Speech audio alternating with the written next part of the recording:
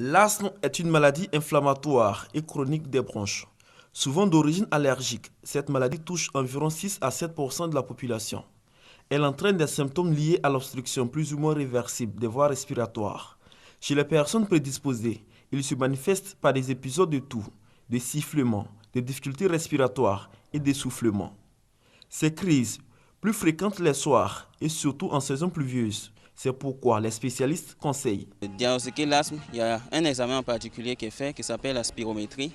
Et il s'agit de souffler dans un appareil, ça permet de mesurer les volumes qui circulent au niveau du poumon et de déterminer si la personne est asthmatique. Pour les personnes qui sont asthmatiques ou bien qui présentent ces signes habituellement, ils doivent bien se couvrir, surtout la nuit, parce que l'asthme survient le plus souvent au cours de la nuit. Et donc ces personnes doivent pouvoir déterminer exactement ce qui déclenche les crises et puis faire tout pour les éviter. Mais la difficulté, c'est que le mal se découvre tardivement chez certaines personnes. C'est pourquoi il est recommandé à la population de se faire dépister à temps afin de bénéficier de traitements efficaces. L'asthme, ce n'est pas une bonne maladie. Je connais des personnes qui en souffrent, donc j'aimerais pas être dans ce cas-là.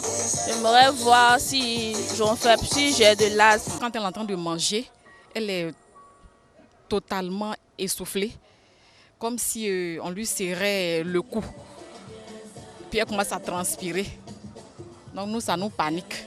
La Société ivoirienne de l'asthme sensibilise la population à se faire dépister à travers une opération gratuite. L'asthme ne se guérit pas, l'asthme se régule et l'asthme est héréditaire. On ne peut pas dire qu'on va freiner l'asthme parce que l'asthme se transmet de père ou de mère en fils. Voilà.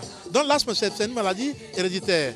L'asthme est 2 fois plus fréquent chez les enfants que chez les adultes. Il peut être mortel dans ses formes graves et négligées. Il est recommandé également pour les malades souffrant de l'asthme de faire régulièrement le sport.